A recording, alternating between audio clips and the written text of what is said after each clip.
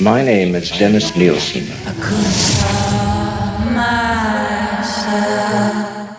I cannot stand. I got it for free at the bottle party. I am not a monster. I am a man. Awkward, isn't it? Apartment number 23। आज हम जिस कहानी की बात करने वाले हैं, जिस अपार्टमेंट की बात करने वाले हैं, उसकी कहानी शायद ही आप में से किसी ने सुनी होगी। ईयर 1983, नॉर्थ लंदन का केनले गार्डन अपार्टमेंट। सब लोग परेशान, कहीं से कोई अजीब बदबू आ रही थी और सेवेज पानी का ब्लॉकेज। लैंडलॉर्ड को पहले लगा कि ये तो पुरानी बिल्डिंग है, तो यहाँ तो ये सब तो चलता ही रहता है। पर जब लोगों का कंप्लेन बार बार बढ़ने लगा ना, तब फाइनली लैंडलॉर्ड ने प्लम्बर को बुलाने का सोचा। 8 फरवरी 1983 शाम के 6 बजे प्लम्बिंग कंपनी ने माइक को भेजा, एक एक्सपीरियंस्ड प्लम्बर, ताकि ब्लॉकेज का आखिर में राज खोला जा सके। माइक साइट पर पहुंचा और वहां के लोगों ने उसे तुरंत वहां पे घेर लिया। सब क्यूरियस थे कि आखिर पाइप में फंसा क्या है। माइक ने बिना टाइम वेस्ट किए सेवाज होल का ढक्कन उठाया। जैसे ही उसने फ्लैशलाइट मारी, अंदर सब कुछ यूजुअल था। बाल, नैपकिन, कागज के टुकड़े, जो सब मिलकर पाइप को ब्लॉक कर रहे थे। तो माइक ने ग्लव्स निकाली, उसने बाल्टी उठाई और सफाई में लग गया। रूटीन का काम था ना, तो माइक को लगा कि आज भी वैसा ही सब मिलेगा। लेकिन फिर माइक ने अपना हाथ पाइप के अंदर डाला, धीरे धीरे,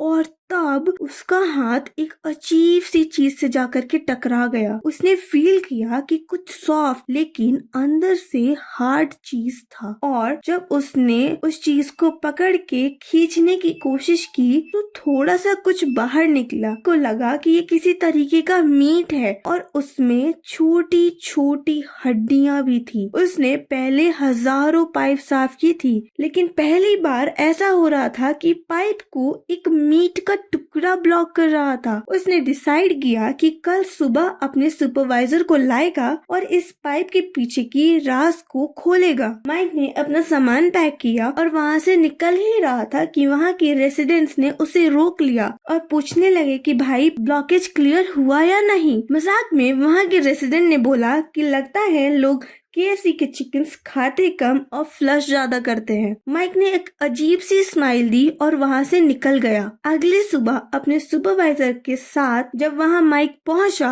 और उसने ब्लॉकेज को दोबारा चेक किया, तो वो दंग रह गया। उसके पैरों तले जमीन ही खिसक गई, क्योंकि अब पाइप पूरी तरीके से साफ हो चुका था। जो ब्लॉकेज कल वहाँ था, वो अचानक से गायब हो चुका था। ये कैसे हो सकता है? माइक और उसका बॉस एक दूसरे की शक्ल ही देखते रह गए थे। किसी ने ये ब्लॉकेज जानबूझ के साफ कर दिया था, और ये तो सिर्फ एक शुरुआत थी। माइक और उसका बॉस दोनों घर के पाइप को चेक करने लगे, और फिर जो उन्होंने देखा उसने सबको हिला करके रख दिया था। अब ध्यान से सुनना, यहाँ से कहानी और भी ज्यादा खौफनाक मोड़ लेने वाली थी। माइक और उसके सुपरवाइजर को लगा कि बाकी सारी पाइप साफ है, एक्सेप्ट एक जगह के, अपार्टमेंट नंबर 23। अब ये सिर्फ एक ब्लॉक्ड पाइप का केस नहीं था, क्योंकि यहाँ से सिचुएशन और भी ज्यादा क्रीपी हो गई थी। अपार्टमेंट नंबर 23, जिस जगह की ये लोग पाइप चेक कर रहे थे ना, उसका नाम बाद में हिस्ट्री के पन्नों में दर्ज होने वाला था। तो आखिर क्या मिस्ट्री छिपी थी इस अपार्टमेंट में, आइए जानते हैं। माइक को पहले ही लगा था कि कुछ तो गड़बड़ है। अब सोचो, एक रात पहले जो मीठी सब्सटेंस उसने पहले पाइप में देखा था, वही चीज दोबारा इस अपार्टमेंट में मिली। और रात भर ये ब्लॉकेज कौन साफ कर रहा था? माइक और उसका बॉस ये सब देख के हाथ जोड़ के भागने को तैयार हो गए थे। माइक ने लैंडलॉर्ड को बुलाया और सीधा बोला, भाई, ये पाइप हमसे तो साफ नहीं होने वाला, किसी और को बुलवाओ और ये सब साफ करवा लो। जब लैंडलॉर्ड को ये पता चला कि पाइप में हड्डियां और मांस हैं, तो उसकी सांसें अटक गई थी और उसने तुरंत पुलिस को कॉल किया। और जब पुलिस उस साइट पर पहुंची तो उसने सैंपल को टेस्टिंग के लिए भेज दिया। अगले दिन जब लैब रिपोर्ट्स पुलिस के हाथ लगी, तो जैसे सबके पैरों तले जमीन ही खिसक गई। रिपोर्ट में कंफर्म किया कि जो मांस मिला था वो इंसान का था।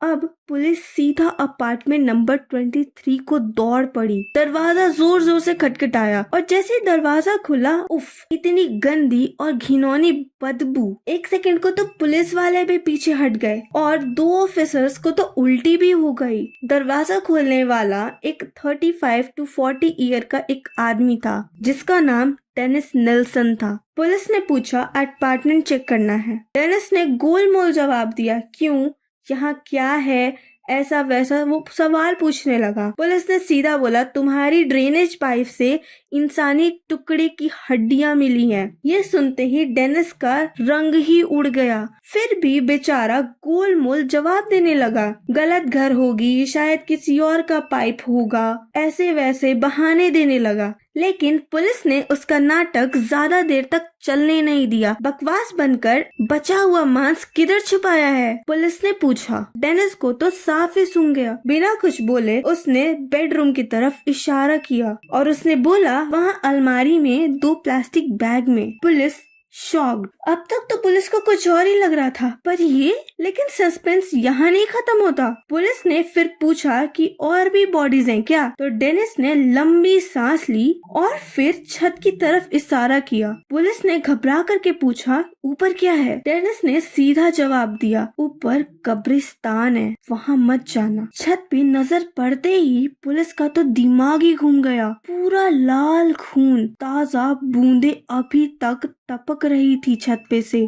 फिर डेनिस अचानक से हंसने लगा। ऊपर शायद 15 से 20 लाशें होंगी। पुलिस तो वहीं जमीन पे बैठ गई। फिर पुलिस ने जोरदार आवाज में पूछा, तुम ये सब क्या कर रहे हो? तुम हो कौन? डेनिस धीरे से बोला, ये एक लंबी कहानी है। और आगे जो डेनिस ने बोला उसने सबकी रोंगटे खड़े कर दिए। क्या तुम ये कहानी सुनने की हिम्मत रखते हो? पुलिस ने सीधा बोला, बोलते जाओ। लेकिन डेनिस ने कहा, यहाँ नहीं, सब कुछ पुलिस स्टेशन में बताऊंगा। फिर क्या? डेनिस को हथकड़ियां पहनाई गई। पुलिस स्टेशन पे जाते ही डेनिस को इंटेरोगेशन रूम में बैठाया गया और उससे सवाल किए गए और डेनिस ने वहाँ इंग्लैंड के इतिहास की सबसे भयानक कहानी उगली। अब जो बात मैं बताने जा रही हूँ उसे सुनने के लिए वहाँ पर बैठे कोई भी इंसान रेडी नहीं था और ना ही आप रेडी होंगे। डेनिस ने जब अपनी कहानी सुनानी शुरू की तो सबके रोंगटे खड़े हो गए। उसकी बीच बीच में आती वो भयानक हंसी, ऐसा लग रहा था जैसे खुद शैतान सामने बैठा हो।